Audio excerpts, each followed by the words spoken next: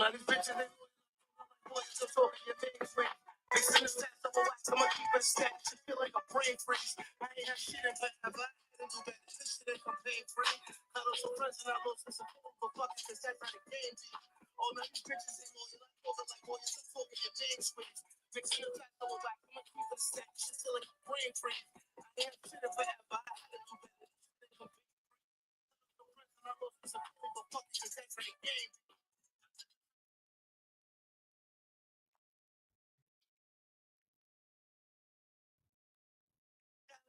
The feeling is still by the Hollywood sign. So you know what? While I look out the window and thinking this whole city gotta be mine. I never hated the nigga, just waited. My season was coming, it wasn't my time. Nigga was for me when it got money. Motherfuckers said ain't stopping my time. Really go down on my side of town. More guns and niggas when we around. Silence is quiet, won't make a sound. My shit is different, I'm breaking ground. I'm in the lab like breaking down. Eating the food and taking taps. You bitches they shaking out. Quick on the bitch, you won't make it pass. Oh no, not at all. You Commodore, game for the shoot, what you got for? I'ma take it easy like a Commodore. No one's behind me, it's ever we close. The side of my shoe, digital dash. Shot full of truth, they on your ass. Attached to a clock, they muscle the flash. Rushing the block, fuck up the cash. Blowing the rock, I love when it's flash. Nigga was homeless, now I'm popping. Suddenly out from doubling. I'm in the kitchen, just rubbing the crack. Fuck on your bitch and I come on the back. Bring on the scope with the drum on the back. Blowing his ass, 600 a sack. Let's go, Baker.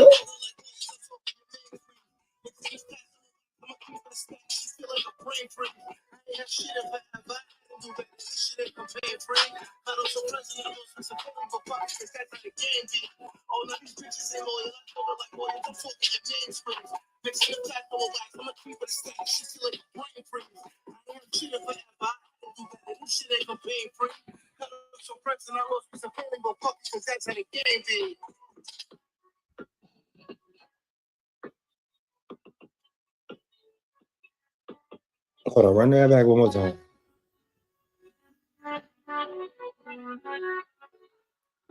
If you don't know, we are Not For The Week Right Now podcast. We about to interview Tom Arnold. We had technical difficulties last time.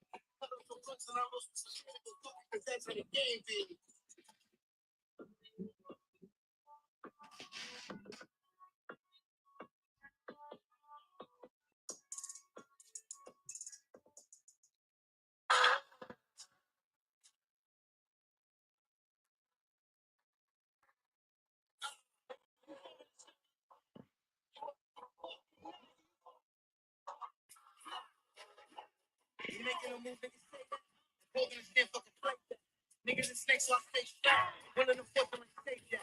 This ain't my city, I never sleep. So I run it if you better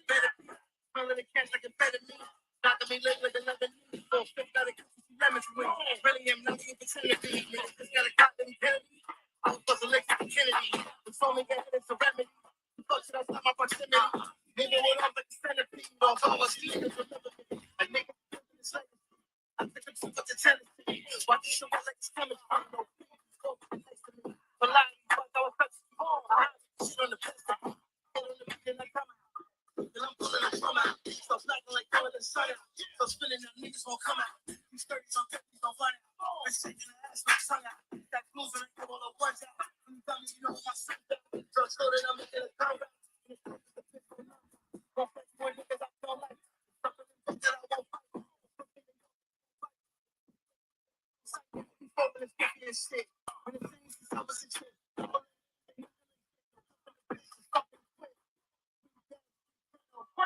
dogs at the kennel, the OG on the fiddle, fucking with me, metal. Break it down like a kid cat. Don't slap me with the kid back. Niggas just shit the big back. Say your bitch go fit. To me like I'm in the car. Drugs in my car. So fuzzy, I'm all. Yeah. Stop no friend anymore, but stop niggas open the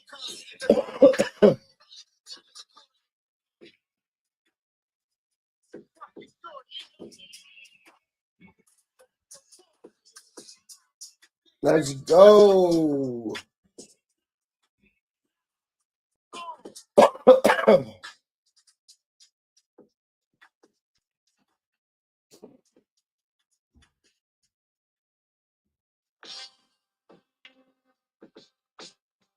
What's happening?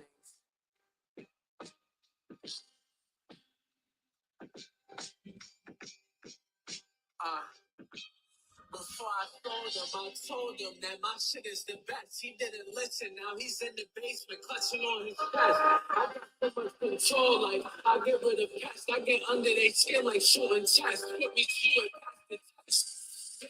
Took off a funnel just to tuck my dick and put them back on. In my back clothes, on the shit I'm drinking on. A chalkboard, I'd rather hear somebody scratch on and listen to your wax. So why worry? I cannot spare it. If they ask for info like post on private, I can't share it. Chasing stack, put me to the bread. Point to the bed. Point at his head, so many smoking on the dead, so I'm not there. Playing wild in it, overtime fat. Off behalf of all sex, story with the doors, niggas, yeah, have it all. Black rose on your soul show. Little niggas get shaken, move home. Time to steal, cool. No type of shit to make a being cool. Yeah. Niggas know I'm shooter ready, looking at my picture of a pussy like a Buddha village. Niggas won't stop in school already. Born rock solid, no one will defend. Like New Orleans when they blew the levee. Vanilla skies, come through, down, Chevy. Niggas tell us this is shit smoky ass petty. For the money, for a bed in the mall, just embrace it. Learn pain and all good attention. Hit the shit in the mall, my heart is glacier. You all go to your mother and mom. I want shit. The night nigga will type scorn. Here niggas shots, but ain't no like porn. Hold on, I gotta flip the screen. Yeah, okay. Let's try this again. Yeah. Yo. Right. Share on all platforms, brother. I was just playing some Baker real quick. I'm showing people I have talented friends. Okay. That's how much great you want us to see you. I cheat. I cheat. I'm not gonna see you. You need to be seen.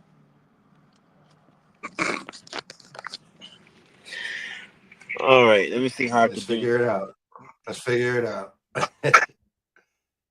Figure it out. Yeah. It's right there. Up no. I have to be standing, I think. You can see you? Okay. Yeah, you're gonna have to lean. Yeah, you just got to lean up. That's it. Are you comfortable? Yeah, hold on a sec. How can I expand this? Do your thing. Let me see. I'm trying to expand the screen a little bit. Okay, so open. Completely. That's the chat right here. Okay. Here.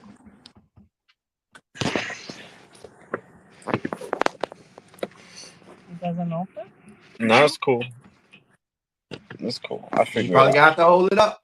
Yeah, you just probably gonna have to hold it up, man. See, because if you would have said 4, I would have bounced out of work I early. know. Don't make me feel even more like shit. Jeez. All right, hold on. Hold on. Oh. And no, we don't have nothing here. All right, I got my notes. Okay. I'm nervous, man. Now you got me nervous, man. Cause now Nah, I'm good. I'm good. I'm good. I'm Oh. good. I'm gonna flow. I'm gonna flow. I'm gonna flow for you. All right, did you share on all your platforms, brother?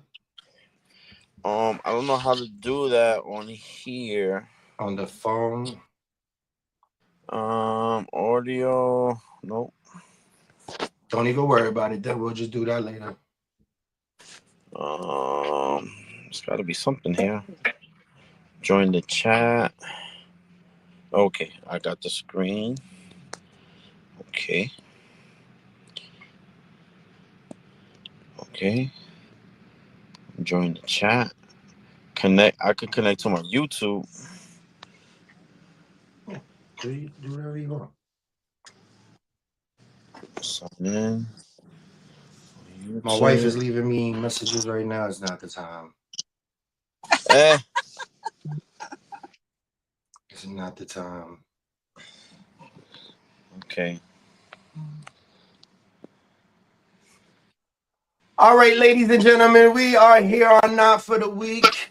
And like I said, we don't really do the intros, but this is by far one of the most special guests that we have. Ladies and gentlemen, this man has been in every struggling person's DVD collection with the movie Soul Plane. This man became Arnold Schwarzenegger's best friend off of True Lives. He was Roseanne's unfortunately ex-husband and boss. Let's not forget about that. We talking about the great Tom Arnold. Let's go, ladies and gentlemen. How you doing, my guy? Good, guys. How are you? There you go. I get my glasses all organized here. We're ready. Look at you guys. What's going on, Tom? How you feeling, Tom? Nice to see you guys. I see you too. Where are Nice you? to see you as well. How's your day been, man? Are you in Tampa Bay? Where are you guys? I'm actually in Pennsylvania right now. Okay, because you got. Oh, I see. You got all that. My day. I worked late last night in the desert in Joshua Tree, and filmed something, and they came back last night. Did a little radio this morning, early, and got my kids, and it's on, man. We got a lot going on around here. We are setting up our holiday stuff. We went to CVS, like my prescriptions. My daughter's feeling a little sick. We're going to Disneyland tomorrow, so we're getting her back up. And but I'm talking to you guys. That's a great thing. How's my sound? How's my audio? It sounds a little off. It sounds a little, but maybe it's my voice, man. Maybe I'm. Yeah, there you go. Perfect. Whatever you just did, perfect. All right, boys. Tell me what's happening. All right, man. Like you said, it's the holidays. I want to know, starting off, I start off every interview like this, man. How is your mental health? Well, today, it's funny, Jeff. It was good. And then I had to deal with the kid's mom, the lunatic. When I went over to oh, and I just, I'm like, okay, I'm gonna stay in the car. I'm gonna make this go. But she's she's up something. I'm in court with her right now. We're in the middle of a trial too, which is a good thing because it's been 7 years. So it's a good thing because now we're putting it out there. But other than that, I'm feeling pretty good about the holidays. We're Jewish. We celebrate Christmas and Hanukkah, which thank God are at the same time this year. And the kids, I get negative stuff in my head. I think what's important. and I look over and see the kids and go, that's it. That's what's important. I got to stay in the love. And, my phones and my iPad, I have a million pictures from when the day they were born, and pictures pop up. You know how they have pictures pop up, and it's little memories, and that's a good thing. Plus, we got pictures all over the house here. It's when I worry about money, which I do, or career stuff, which I do. I do. We all do. I wouldn't trade it. I wouldn't trade what I have now for more of that. So yeah, it's good. It's a good. It's a good lineup. I'm 65. My kids are 11, and my daughter's turning 9 tomorrow. So it's on. Because they don't deserve to have an old dad. I'll tell you that. So we get it on every day. We do a lot of stuff, and it's really fun and interesting for me. I love doing it, learning about who they are and how I can help facilitate what they want to be. And so, yeah, it's like that. So what's your biggest tip for a young dad on how to be like a great dad? Well, you got to pay attention. You got to give them your ultimate. I'm a little on the spectrum, so I really work at it. Give the attention. Don't assume. Now, the great thing about what's going on with me and the ex is that I don't assume that it'll be better tomorrow, or I'll make things right tomorrow. Like every day, the kids and I we make it. If there's something going on here, first of all, if there's something going on, the buck stops with me. I can't blame the mom or the school or whatever. If there's an issue, I know I have to take care of it. But I also don't take for granted that, I've had some health things too. I don't take for granted that tomorrow is going to definitely happen. So today we try to make the best out of each day. I think when you're a younger dad, my girlfriend said she was pregnant when I was 18 and she was 17, and I worked at the meatpacking plant. I worked at a meatpacking plant in Tacoma, Iowa. And I was like, okay, it's on. I'm going to get married and have kids like everybody else here, because I could never figure out how people enjoyed working there. And then I figured, it's because they have kids or a family, and that's just their job. But fortunately, she was lying, and then I was like, I got another chance. But I'm very grateful about it, and it is, dads get a bad rap. I'm telling you, change every diaper. And this is something I learned from Arnold Schwarzenegger. He said when his first child was born, Catherine, he'd go in and change diapers or whatever, and the women would go, no, we got this, and he backed up. And then when his next daughter was born, he changed every diaper, everything, and he's closer to that daughter because of it. It's money in the bank. You think take all the night shifts, do the feedings, first of all, as a men, we can do all that. There's nothing that we can't do as a father. So you do all that, and I swear it's money in the bank, because it's they get it, and you feel it, as they get older, and how close you are. And a lot of guys are like, especially guys my age who have young kids, it's crazy because they've got like 3 sets of kids. They got like 40-year-olds, but they know, the kids know, and when you know in your heart, this is the most important thing in the world. I am not important, but I'm important, and I have to take care of myself, be available for these kids. Like I can't, I work on my sobriety, my mental health every day. Because I got to get that together. It's also, you got to put on a good face, no matter what's going on with the court stuff. And the kids know, because they've seen the cops and stuff like that. You got to put on a good face. That I don't talk about other stuff and the mom, but I mean they know. And so if I'm all bummed out myself or stressed out from this stuff, before I leave my bedroom, I put on a smile, and I'm like I'm an actor. I got to fake it. I fake it till I make it. And I'll tell you what, a lot of days I'll look in the mirror and I'm still smiling. I forgot, the bullshit.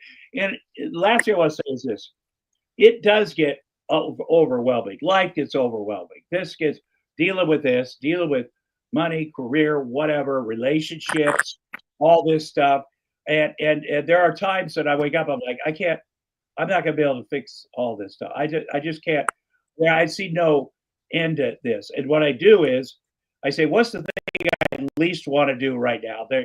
There's a call a sober person. Is it, write back somebody about some money thing or whatever it is. I'm going to do the hardest thing right now, and then see what happens. And usually, I start that one thing because it's weird. There's something inside of me that wants to avoid a lot of this stuff. So I go in head first, do it, and by the end of the day, I'm feeling pretty good. And there'll be 3 or 4 things, but my thing is I got to do it right now. Like if I think of something, and I know that's sort of haunting me or bothering me, I usually would take it over here, put it in the pile. I'll deal with that later. It's gonna be a hard conversation, but now I just I just do it. And it doesn't mean my mind is better going, see what happens when you just do it? Because I will have those feelings again, but I can tell something's bugging me. You know what I mean? I get this feeling like, what am I pissy about? What's bothering me? And then I think, oh, it's that thing I don't want to do. For some reason, it shouldn't bother me, but it does. And then you start, knocking off the things and and life is good. Awesome. So Uh, and plus, if I heard you right, and you said that live life like on a spectrum because like for my son, like like has autism and he lives life on a spectrum too. Well, I'm just curious how yeah. that is like your life. You know what I mean? Well, I have Asperger's, which is a form of that, And when oh. I was diagnosed with that when I was young, of course, I grew up in a small town, Iowa. And so my parents were like, we will give him drugs every day. And I remember that it was Ritalin back there or whatever. And back then, and my stepmother, who was crazy, would just put an air base to him. She wanted there were 7 kids. Right. I'm the oldest. If she wanted us to calm down, she put that drug in her food. And I remember I'd be eating my cereal and go, uh-oh, she got me. I can feel my brain, But it's a much better day for your son. Today, I mean, my son's a little on the spectrum, but you work with the schools, you work with they have they used to call it special ed when we were young. Right. It's called independent education program where they're with other kids, but then they get specialized things. And the kids, the autistic kids, back in my day, they were like, okay, we're going to leave them at home. We're going to, but I see so many of them, my friends' kids succeeding. I see so many at school that are mainstream. And what the truth is about these kids is they're smarter than all of us. And you just to unlock that and give them the opportunity to be the best they can be. And your expectations, when you first have a kid, you're like, okay, it's going to be me and my boy. We're going to be all rough and tumble, and it's going to be, and then when you get a diagnosis like that, you go, oh shoot, what did I do? What life's not going to be good. I got to, poor kid, poor me, Right. and that's but people, it's not an unusual thing these days. And that, as I say, I don't know where on the spectrum your boy is, but I've seen some miraculous things with kids and with autism and it's then you start looking around and you go, well, I think everybody's on the spectrum a little bit, and Yeah. so I hope that you have Yep. the ability to get your son what he needs. Thank you. Yeah. It's all work like in progress, and he's super smart. Yeah. But he's but like he lacks in like certain, but but like it's a work in progress, and with the schools like are really trying to help him out, and we just take it from. Well, it is. I found my relationship with the schools. And another thing when you're in my position, because the mom will show up at the school and sue everybody. So you develop. I have my own relationship with and I'm down to the school. I'm volunteering. I'm doing something. I'm keeping an eye on stuff. Both of the kids, and I see a lot of progress. I feel very lucky. My kids don't go to a private school; they go to a public school, public charter, and but I feel very lucky with what's going on. And then once you're in there, you're like, oh, my son's not the only one. Look around here. Oh, okay. Yeah. And it's also, you're very protective, as I'm sure you are. You're extra protective. And, Yeah. yeah. Now, do you have other kids? Yeah. Okay. But he's my only child that has like the spectrum. I have 4 like in total. Yeah. But yeah, like nobody messes like with my son. You know what I'm saying? Because I'm so like over the top like with him. Yeah. But Well, you know, I believe me, I completely understand that. I think it's good that he has siblings, because that you're in a house or you whatever, and somebody's on the spectrum, the other people are. It shows them. It shows them how to. I feel my house right now is a laboratory for every relationship both of my kids will ever have. So right. what goes on here? How they deal with each other? Are they compassionate? Are they empathetic? And and then they each kid is different, but the combination and spending time with each other, I think is good for everyone. Or Yeah. So Right. yeah. Yeah, Tom, I don't understand. Like you seem like a good father, you seem like a good guy. Your fucking face is, I mean, I love you, man. Like everybody that I know loves you. I like everybody loves you. Why the fuck does Roseanne hate you? Dude, I have 4 ex-wives, and she's not even my worst. So I don't. You know what I think? Yeah, this is us. Are you guys brothers, by the way? No. Okay. Nah, Just my blood. that's basically, yeah, not my blood, but that's family there. Here's the thing, and I think this is true, and it's a guy thing. I think there's such a fine line between love and hate, that that if you break up with somebody and they regret it or they want, they didn't want to break up or whatever, they're still so emotionally attached to some emotion, some feeling, and it's if they can't face the fact they love me, then they have to hate me. That might be my bullshit, but He's I such also a good guy. I also don't. People are like, "Are you and Roseanne still friends?" And I'm like, "No, we're not fucking friends. If we could be friends, we'd be married." You don't have to be. I have buddies that are like, "I'm still best friend with my ex-wife." I'm like, "Yeah," and they got a new wife. I go, "That's some bullshit. That is shady. Men are shady. They can say, oh yeah, it's good, but in the back of our mind, there's shit going on. How do we get this shit down again?" And then we romanticize what it was like when we were together. Or men will say this: "She's crazy. She tried to burn my house down, but the sex was great." That's a dumbass bad thing. Right. You're right. Right. Shouts out Rachel. Yeah. So yeah. Give me a good or really bad story about being married. Because I'm married. You're married? And me too. Yeah, I'm married. You're both married. Well, Yeah. marriage is the best game in town. It really is. And you get in a situation, you get the right person, someone that's mature, someone that likes you. Not all the time. As long as they love you, as long as they have your back, they can shit on you. They can call. There can be days when they do not want to be around you. They do not find you charming. They do not find you funny, and that's normal. And my grandparents were each couple married 65 fucking years, guys. Wow. 65 years. Jeez. Separate bedrooms.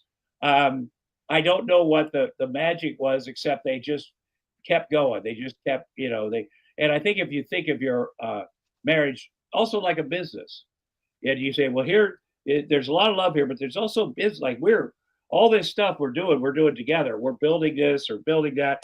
And do I really want that to go away? Now, sometimes you can't control it because they do something horrible, or they really want you to. They want something else. People change and whatever.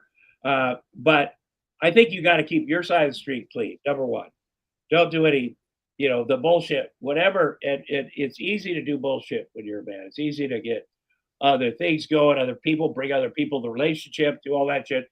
But you just have to think, well, if this ended, this is all my shit. And you also would think, if you did something wrong, I never put myself 100% into this marriage, because I was always had this other thing going on, or this other bullshit, or drugs, or girl, or whatever. So you feel guilty forever because you're like, I did not. And if you get divorced, it affects everybody.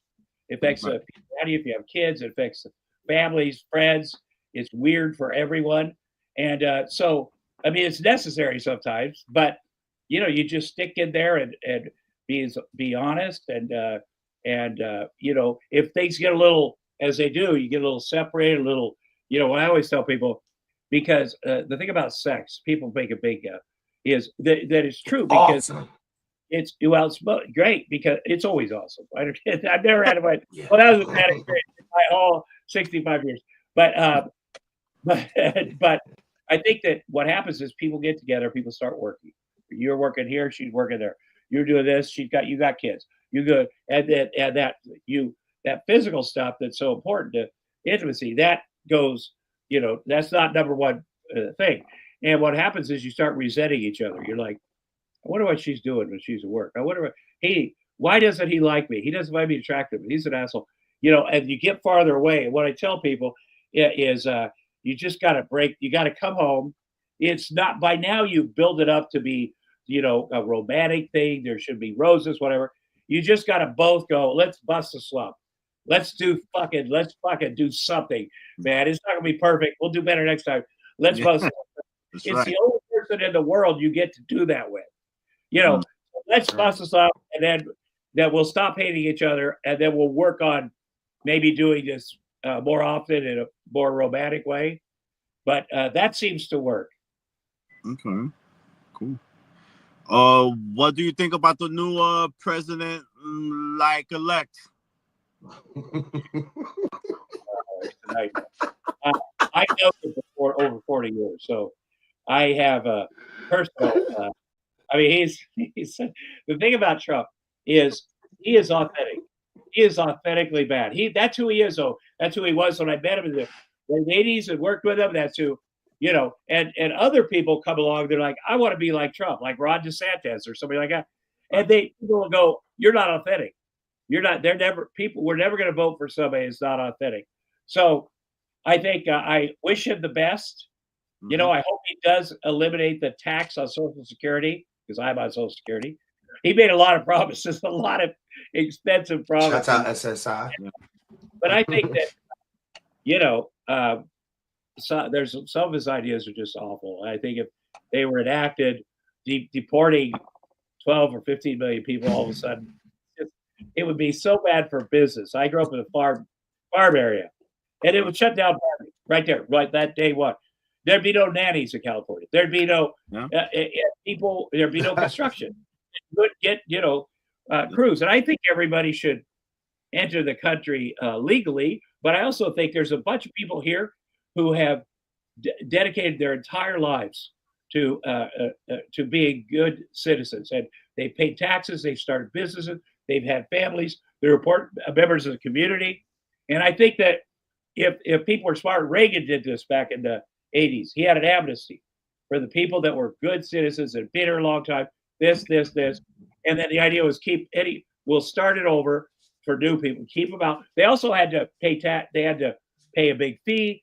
They had to do all the paperwork, and it was a good thing. Then they got the bad guys out of here. Then of course it's not a Democrat fault or a Republican fault. It's the people in Congress. They just fuck up that they won't make a decision like it's political. So they never get shit done. I do hope he gets shit done there. I'd like to see that, more guys, but that's what I think. All right, before we move on to your movie career, Tom, I was doing a little digging and just finding out some stuff about your background, and I found out that your sister was one of the biggest meth dealers in Iowa. No, in the country. She was the biggest drug. Oh my God, I got her reading that so I can see you guys. She was the biggest drug dealer in America. And people are like, was it embarrassing having your sister be a drug dealer? And I'm like, not when I was doing drugs. It wasn't embarrassing. Oh. Fucking anti.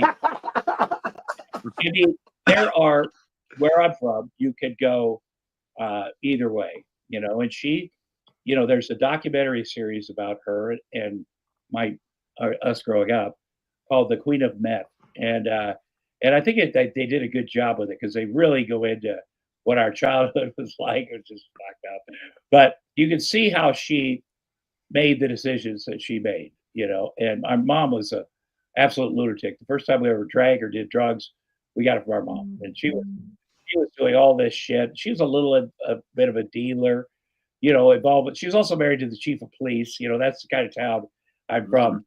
And I we were raised by our dad, who was a single dad because my mom took off. And she ended up getting married 7 times, all in our small town, and he was solid, And then when I was 10, he married the next door neighbor because he couldn't date. When you have 3 little kids, he was 22, I was 4, my sister was 3, my brother was 1, and that's something I really appreciate now as a dad. Like, how the hell do you do that?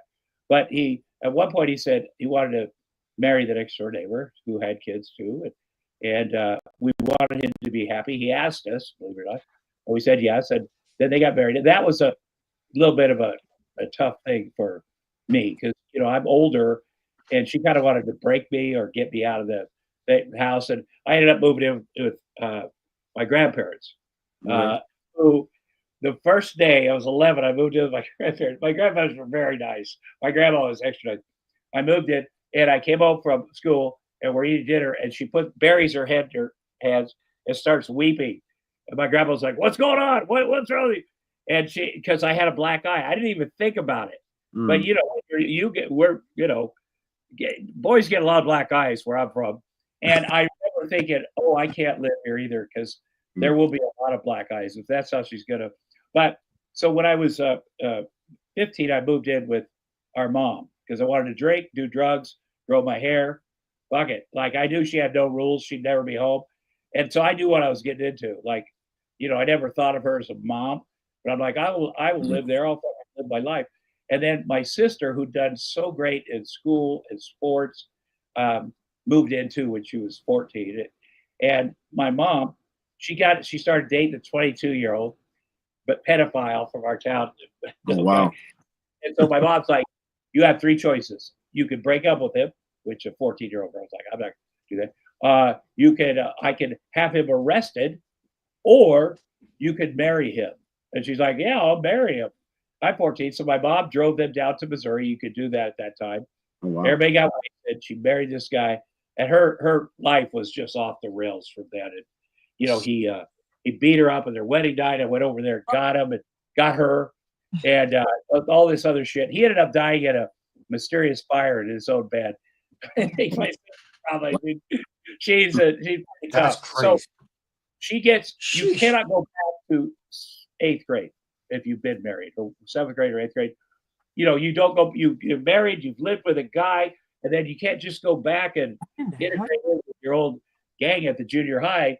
And so she realized that she needed to do something with her life. And our mom, she was kind of watching our mom do the minor drug dealing and stuff. And Lori decided, I'm gonna do that, but I'm gonna be the best ever at that. I'm gonna make it a big business, and because she was very smart, and that's what she did. Her next husband was a biker, president of the Grim Reaper motorcycle gang, and okay, pilot dude. Ends up building this, starting small, building until she had at the end, when the DEA and the feds came in, she had an underground lab at her farm. She had a farm on one side of my town, and I had it on the other. And she had an underground lab, had a real scientist in there making the meth. They were buying the meth, but the stuff, the juice or whatever the chemical is, from the Mexican mafia. They had first they started dealing with them, and then they started buying the barrels of whatever. And then she went, I don't need them. I'm going to make it here. And she, Iowa is right in the middle of the country, and there's Interstate 80. And she had all those bikers that would run their shit from coast to coast. And it was a big deal. But as you know, all that shit ends badly. Anytime, there's something that is not just illegal, but something that there's morally, so you do that. Like, she was right. She had an airplane. She had all this shit, all these houses, bought her friends all houses, all this shit. But I knew it's going to end badly, and I wanted to be Hollywood. And so I moved out to Hollywood. But we were very close, but I just knew it was going to end badly. And it ended very badly. And, And what's bad, she'd never admit that she's an addict. I am a recovering addict, alcoholic. I will say that. She, but she got back out of prison 10 years. I mean, her 7-year-old son, Josh, one day the cops came in to their house, busted the doors down, got pointed guns at him, and his parents were taken out, and he never saw them again.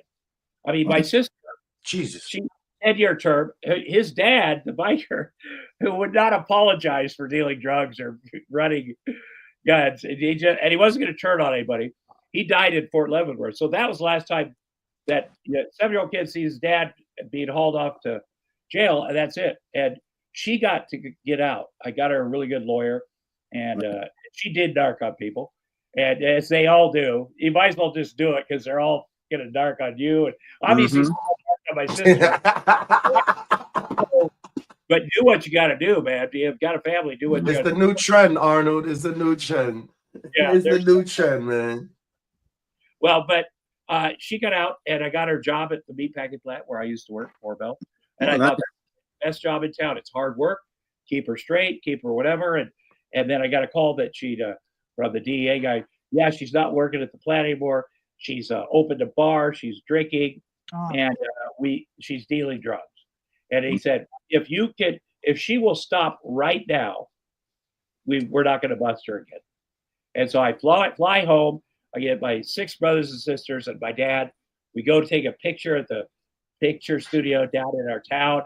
And we walk out of there and I say, Lori, I talked to the DA guy, the cop, they know what you're doing. And but if you quit right now, they're going to bust you. And she's like, mind your own fucking business. And then, a week later, she's back in prison for 10 years. It's a powerful drugs, addiction. It's a powerful thing. It might be money with her. I'm sure it was drugs, money, booze, power. It's a very addictive, and people make incredibly bad decisions. But I have to say, she's doing great now. She's up in Ohio, drives a forklift. Knock on wood. I can't believe she's alive. But knock on wood. Her son, I have to say, I don't know how big you guys are. This fucking dude is so big. He's a giant. He's about 6'4", 6'5", and just big. He got that's married. About me. Yeah, he got married to a very nice girl, which we like. But he's never done drugs, never drank, never. He paid for his own way. He works 4 fucking jobs, man. He's got some anger management issues, but he's just done great. He's got a baby. Yeah, he's got a baby. All right. Well, hey, how was it like on the movie set of Soul Plane? And did you get to hang out with Snoop and Method Man? Yes. Well, I think I've done a couple of movies with Snoop, and he's a sports guy, and I had a sports show. I spent a lot of time with him. My kids are very impressed, and especially my son, 11-year-old son's like, what? Because they'll see pictures of me on the internet pop up, me and Tupac, or when I host Saturday Night Live, or me and I played softball on the MTV Rocket Jock, and the outfield was me, Snoop, and Dre. And there's a great picture of that. Wow. And, he's not impressed by all my shit, but it was such fun to do Soul Plane because, it was a great cast, fun people. I always tell people, they usually smoke fake pot on movies. They have the fake pot. There's no fake pot. And we're filming in the shower. An airplane, like it was staying in there. I don't smoke pot. I never liked it. If I'd have liked pot and just done pot, I'd still be smoking pot. But I had to do everything. That wasn't enough. So we had so much fun, and it was Kevin Hart's first big movie, and just talking, and I really enjoyed everybody. And I'll tell you, when I go to the airport to this day, the TCA guys know that movie, and they're very nice to me. So, what happened, the reason it wasn't a big financial hit was because right before it came out, somebody stole the negative, the disc, and they printed 300,000 copies and sold them. It was got those. We got those, Tom. Don't worry about it, brother. We got those. Trust me.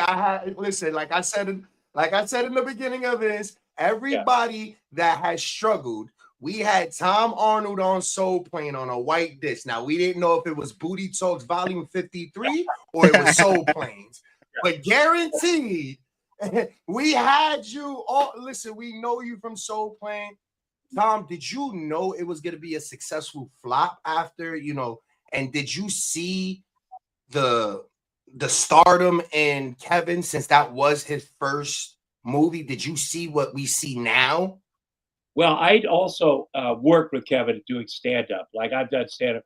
So I knew how funny he was. He's very original. And he used to talk about his wife beating the shit out of him. His wife back then, he had a different wife. And she did. She was like, but I thought, and there were, Method Man was hilarious. Sofia Vergara, who ended up on Modern Family, that was her first movie. I mean, Terry Crews, who I love, D.L. Hughley. It was a great cast. I'm friends with now that, so I knew this is fun. Like, you don't always have fun. I've been in 150 movies, 4 good ones. That's what I say. But we had a lot of fun. We had a lot of fun. And so I'm grateful that people still talk about it. But I have to say, Snoop Dogg I had a show called The Best Damn Sports Show, period, on Fox. People remember. And Snoop Dogg came in to be on the show and talk about Soul Plane. And I see a stack of DVDs there he's got in his hand. And I said, oh, shit, did the studio send you those? I got to get some. He goes, no. I bought them over in front of Roscoe's for like $1 a piece. I'm like, they pirated. That's our money. They pirated it. And then I laughed. Then I went to Roscoe's right after the show and got a stack this big of the $1 DVDs. You fucking right. Oh, my God. Those guys, they've been so successful, and it's it's great. It's great to be a part of something like that. Real quick, before we switch to sports, Tom, you worked on the 1994 film True Lies. You became best friends with Arnold Schwarzenegger. Jim Cameron, what does he mean to you? What does the relationship with Arnold mean to you?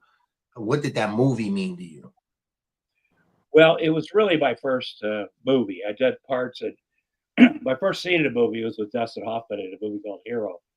And which I thought, that's so cool, because I've been doing TV and I've been writing, but I cannot believe I got cast in that movie. And what happened is my agent at William Morris, that was called back then, called and said, Jim Cameron wants to meet with you for True Lies. And I was very aware of the script of the movie. I was also aware that he was meeting legitimate actors, like big people. And so I said, that's bullshit. He doesn't. And what would turn out to be true, my agent had called Jim Cameron and said, do a mercy meeting with this guy. We do a lot of business between us and your company. So as a favor, meet with this guy. So I knew that what happened. And I thought, I got too much self-esteem for that. Then I thought, I want to meet James Cameron. This will be my only opportunity to meet James Cameron. So I went down there to his office, and he was very cool. And we're shooting the shit. He's a very cool guy. He's not like a regular director. He's like a 6'3" raw boned Canadian. He will throw down. I saw him get the best of Arnold. And you're always afraid of the director, but he treats everybody the same. And the actors, we love him, but people say he's rough on the crews. Well, he could do everybody's job. He has done those jobs. He has lit a set. He has operated the camera. He's done the special effects. So he does get a little antsy as the movie goes over time and over budget because he has to put his own money back in it. But he's great, and people love working with him. And so I go down there, and after chatting with him a little bit, he's like, okay, read the scene, do the scene. And I go, you know what, Jim, I got to be honest, I didn't even read it. I did not prepare it because I know I'm not getting the movie, and it just seems like it'd be less painful if I didn't even try, which is terrible. It's like, well, here it's 3 pages. Read this. So I read the scene one time, and he's like, get Arnold down here. Arnold Schwarzenegger was upstairs. There's a loft. I didn't know he was upstairs. And all of a sudden, I see Arnold Schwarzenegger coming down the stairs. I'm like, you guys are fucking Arnold Schwarzenegger, And Jim Cameron said the reason he cast me was because when Arnold was walking down the stairs and we were watching him, I said, I can take him. Like, guys are like, I think I hit him low. And but then Arnold did the scene together, and it was, magical, the chemistry. And then he said, you get the part, which is crazy. He said, but don't tell anyone for 2 weeks. And I said, oh, I swear to God, I won't tell anyone the best news of my life for 2 weeks. You got that? I call everybody I know. Yeah. Nobody hates me. My own wife thinks I'm back on drugs. And it got, I was like, maybe I didn't get that movie. Why would he ask me to wait 2 weeks? And I found out why he asked me to wait 2 weeks after the movie came out. Because he had to go to Fox Studios down there and give them the good news. And he goes in and he's like to the president of the company, we get great news. I found the third guy. We can start filming True Lies. And third guy after Jamie Lee and Arnold. And they're like, oh, that is great news, Jim Cameron. Who is it?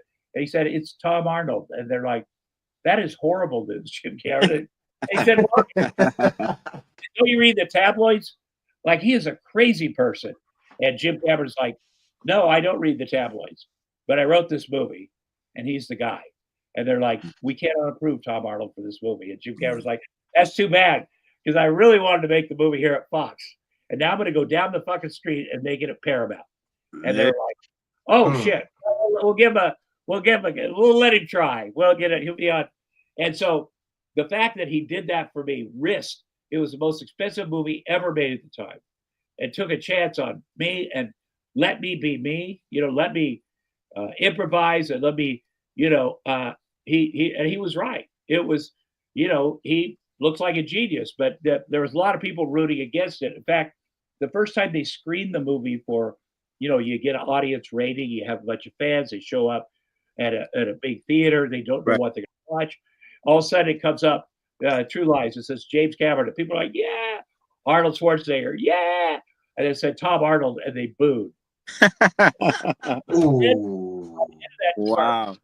At the end of the 2-hour movie, everybody fills out a form what they liked and didn't like about the movie. And everybody said the thing they liked the most about the movie was me. So they went from hating me 2 hours later to, still not knowing me, but they know, but he's amazing. So that was very important. And we've stayed friends. The movie was a big hit. We've all stayed friends. I see Jamie and Arnold. I see Arnold the most. I saw Jim Cameron and Arnold the other night. And I thought, oh, I bet all movies are like this. And it turns out no movies are like that. But I'm very grateful that I got to do that. Awesome. What do you think? And let's switch to sports talk real quick, Hob, because this is what we really want you on here. We know you're a sports guy, so we wanted to talk sports with you, man. You know what I mean? Travis Hunter, congratulations. Yeah, I'm very happy about that. Very happy. People are you happy about his relationship? Because she seems like a bitch. I got a lot of empathy for her. I got a lot of. He knows what he wants in a relationship. The fact that she's like that, he likes that. He's a little bit of a puppy. There's a lot of guys that want to be, run around a little bit. And it is so funny to hear her complaining about having to sit there while he takes pictures of people, because women always think that. They don't say it, but she might be a little more country than most of the women. But I don't like people that criticize his. If you love this guy, you got to go, that's his fiance, that's his girlfriend. It's not my, it's for him. I'm rooting for him, but he's so fucking young. I would not recommend getting married, doing the mistake I've done, but I wouldn't feel good criticizing her.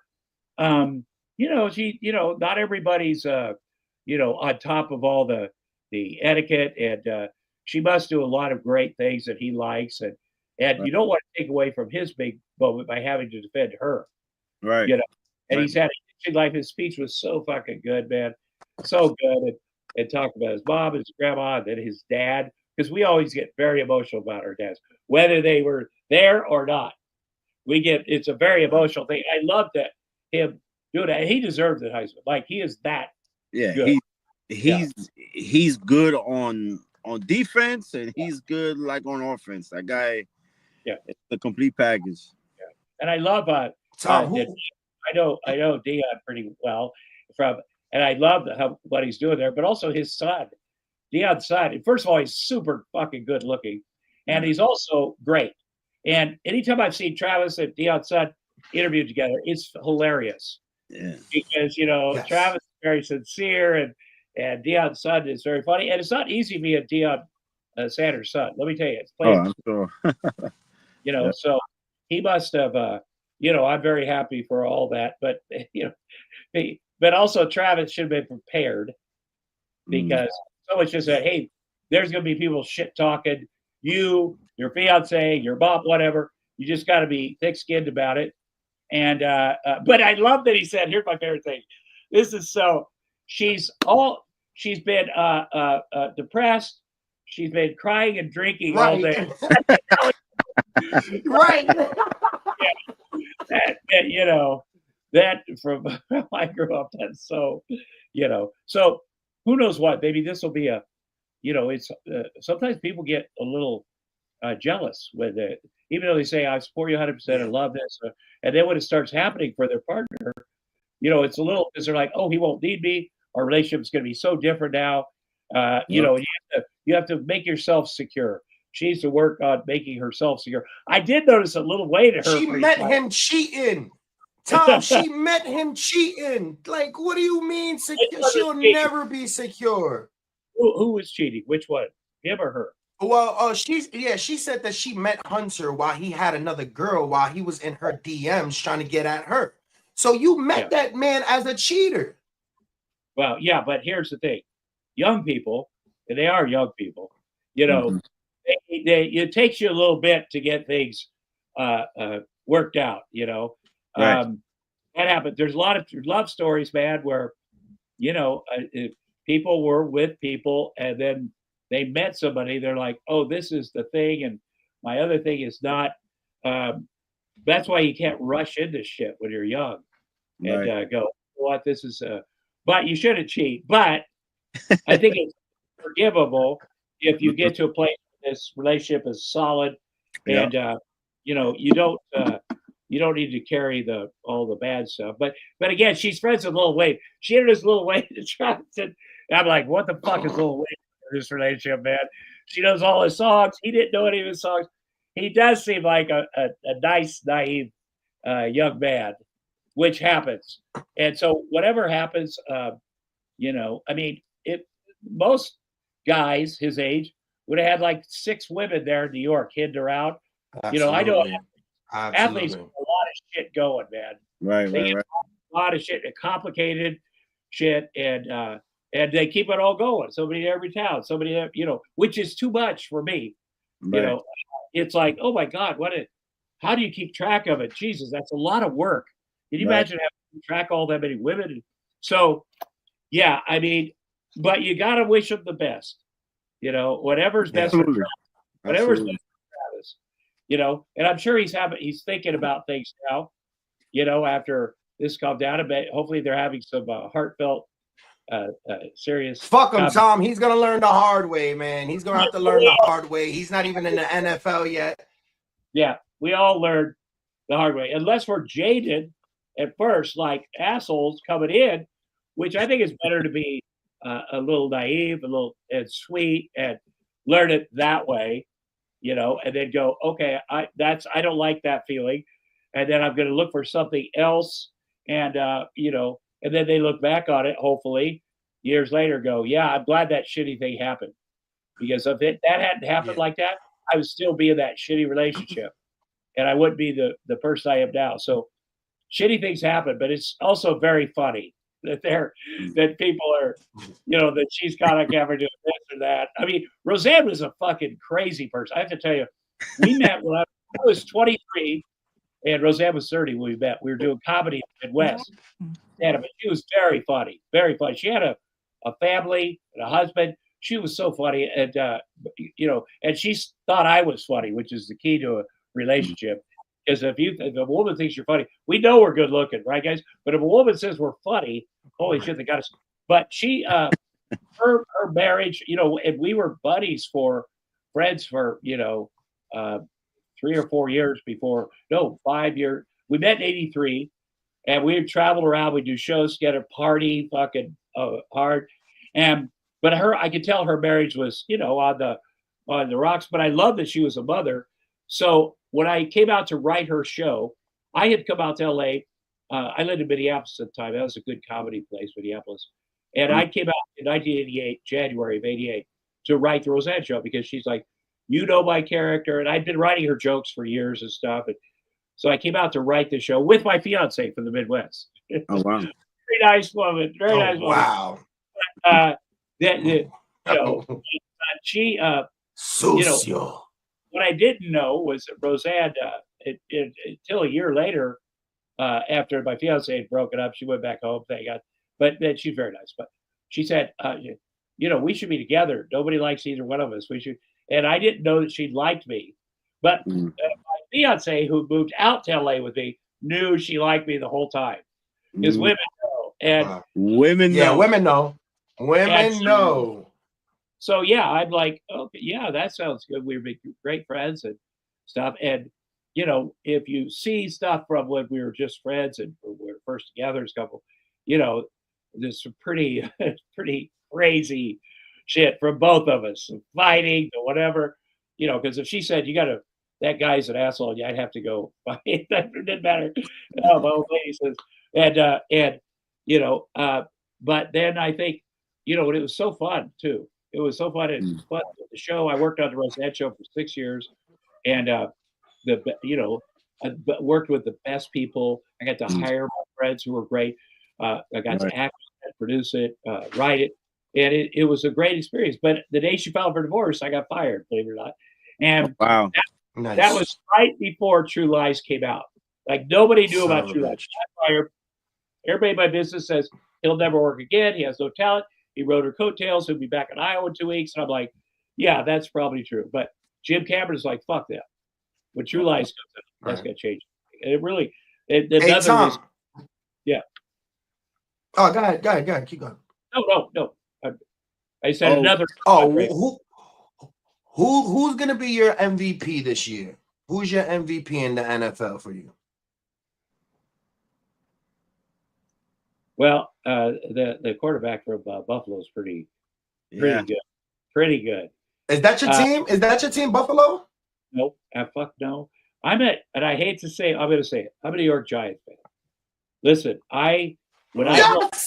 Yes. All right, but when we pay off big. We don't pay off, but almost every 10 years or so, we do something fucking incredible.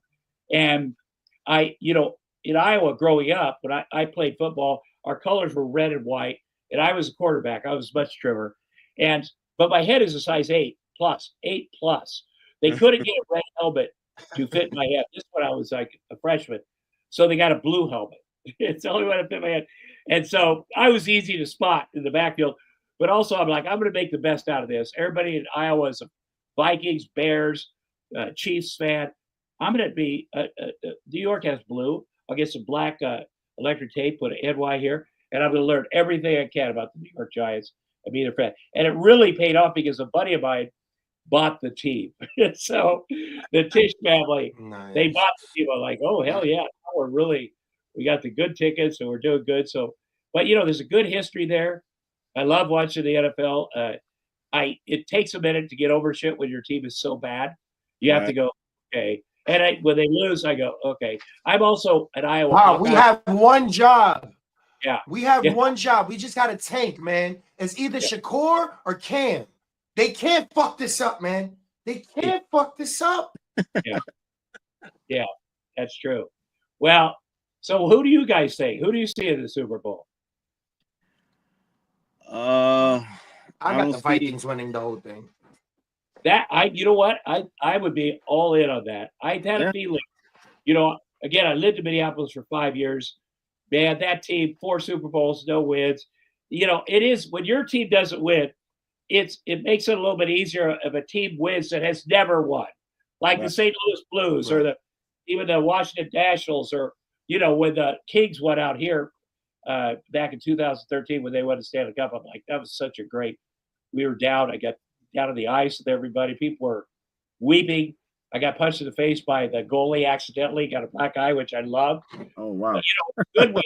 People win. We like when the Dodgers or Yankees or these dynasties, the Lakers. I hope, but when somebody wins that has never won, it's like this is, or it's been 100 years, like the Cubs. I'm a Cubs fan. When they won, like, oh, this is I'm sorry. it's impossible. It's a good feeling. So yeah, the Vikings. It would be so great if the Vikings won. For Daniel Jones, wouldn't it? Or going on a losing team to be to go on the Vikings and then take it, man, that would be fucking crazy. Yeah, I like those kind of stories. Yeah. People are like, yeah, we must be shitting in front of a shitty team, and then they get to use whatever talent they have, and that comes out. You're like, oh, maybe it was the team. I think that the Eagles are good too. I think that I mean, I was thinking Lions because they never won shit, and they looked so good. They were the best team, and then they've had these big injuries. Yeah. But that division, you got the Packers, the Vikings, and the Lions in the same division. I mean, that's like the old days when it was the Giants, the Redskins, and the Cowboys in that Eastern division. Others' asses. So yeah, we'll see. We'll see what happens. I'm sure it'll be my kids like say they're the Kansas City Chiefs because young people, right? Yeah, they love the quarterback. His they got some hip people on that team. I like their coach a lot too, Andy Reid. When he was coaching the Eagles back in the day, in 2003. My TV show, we went out to the Super Bowl was in Jacksonville, which has never been in Jacksonville since, but it was there, and they played the Tom Brady and the Patriots, and the Eagles almost won it. Donovan McNabb, I was out on the field. He was throwing up. He didn't know where he was. So they left him in the game to finish the game. And so after the game, as it gets close to the end of the game, Tom Brady's taking a knee or whatever. I run out the field with my camera crew. And we ran out 7 seconds before the game was over, which is a big no-no.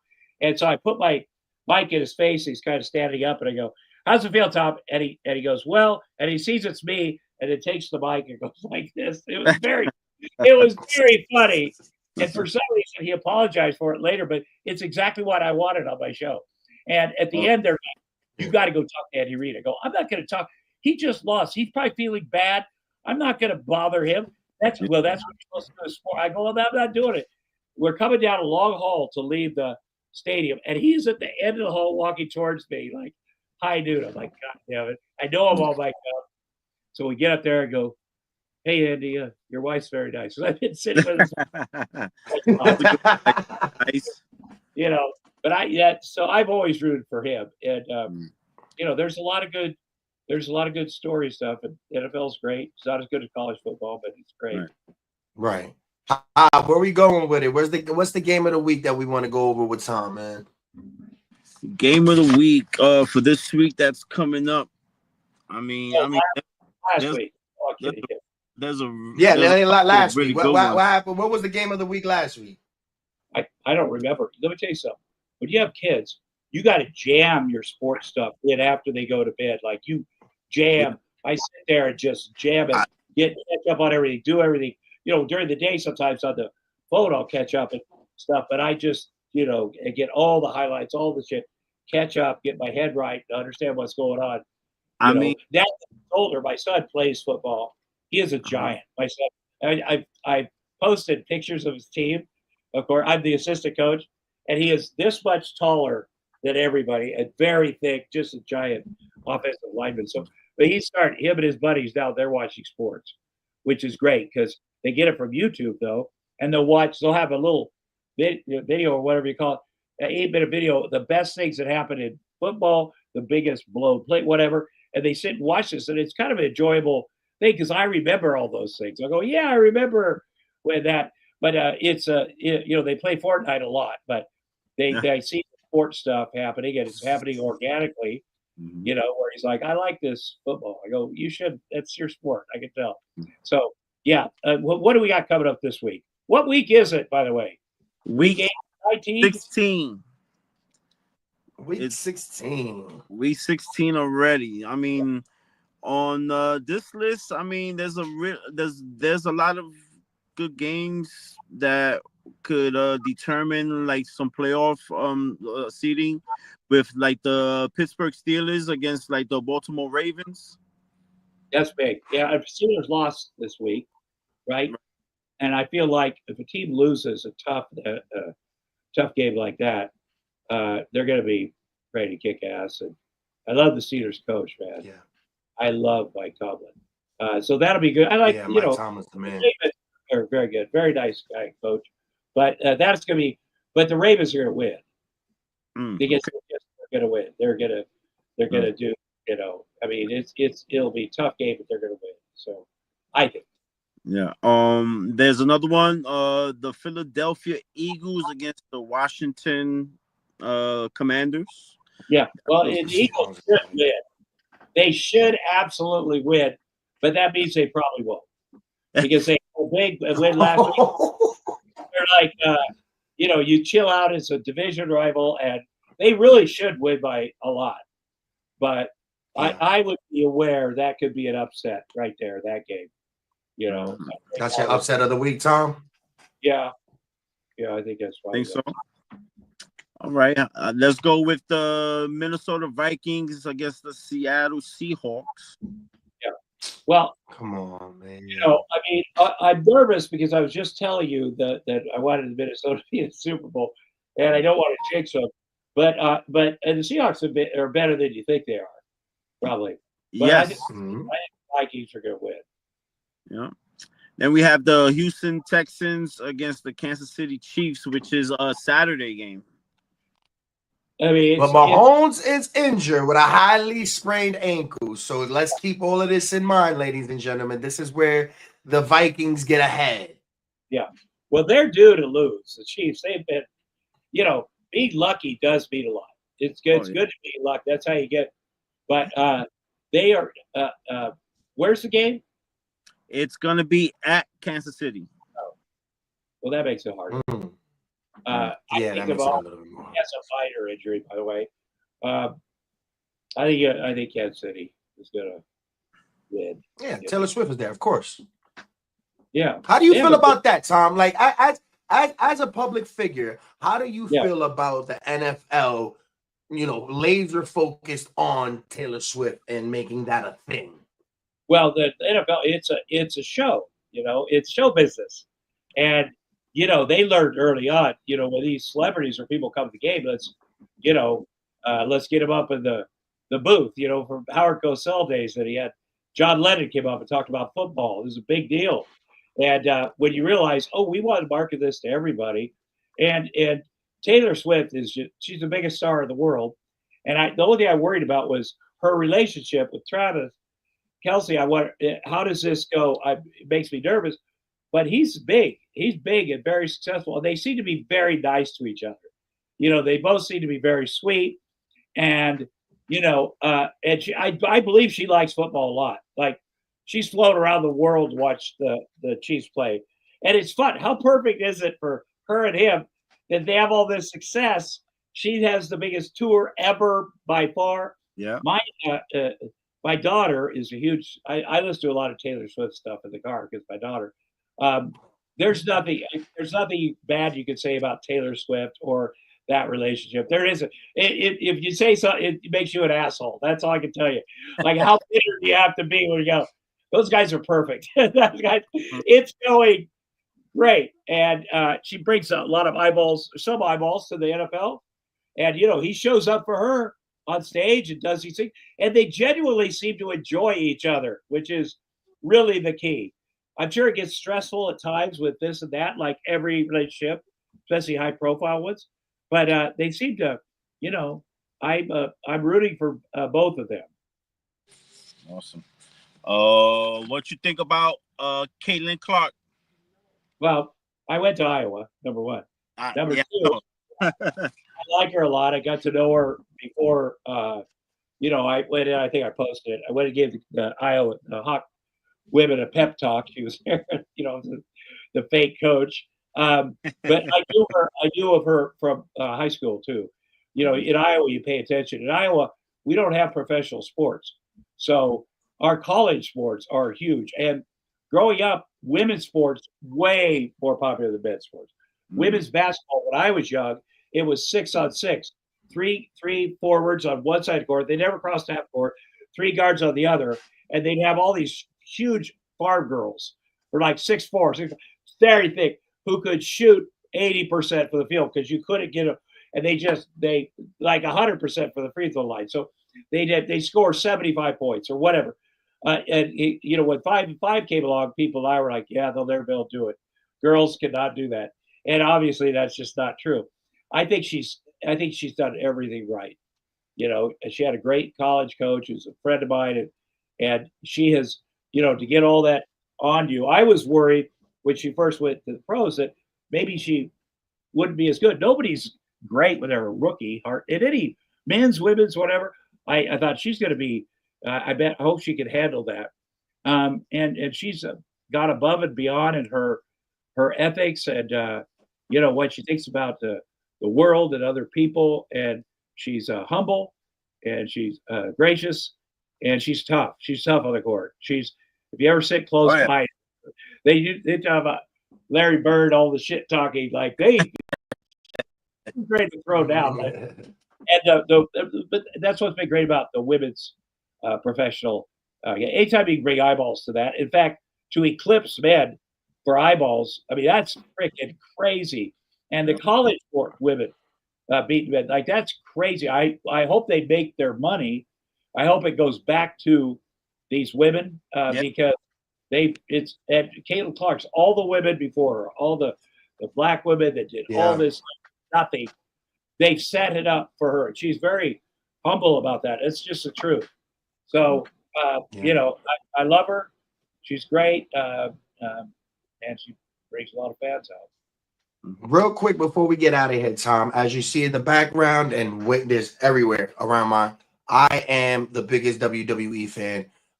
Do you still watch the product? And do you acknowledge the tribal chief if you do, man?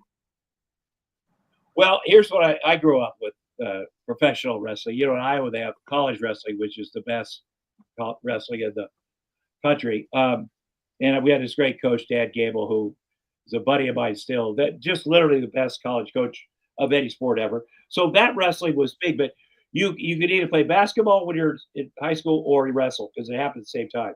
So I played basketball. And but there's a lot of respect for wrestlers. Now, professional wrestling, that goes back to, I can think of being a little kid and watching my grandpa. And it is a big live, this is before the WWE. Andre the Giant came to Ottumwa, Iowa, and wrestled in our Coliseum once. People were going apeshit. And I got up over the ropes at the end and dived in and touched him.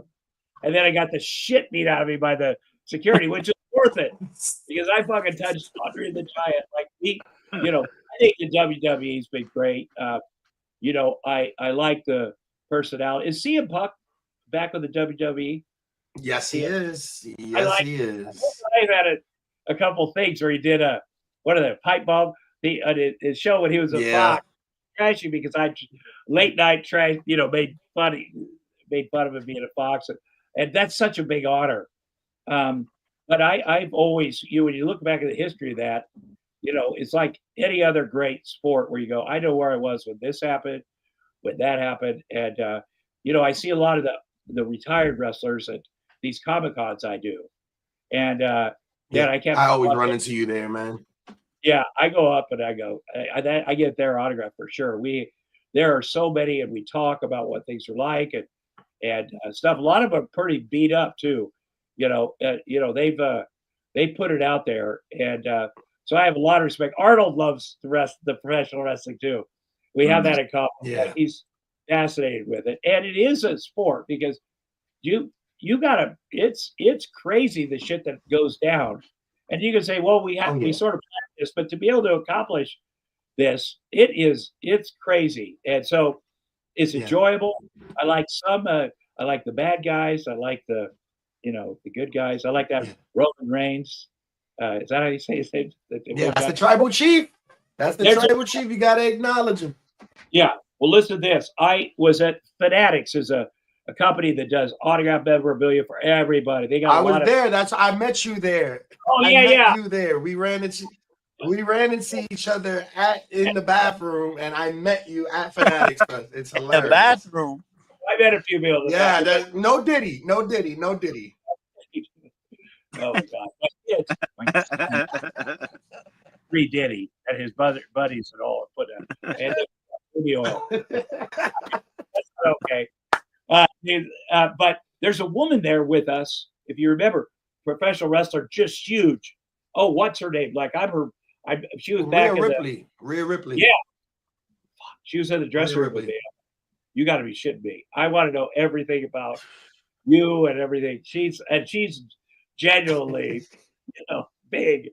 But I love it. It's I'm a fan of it, like you are, and so that was exciting. Fanatics was fun.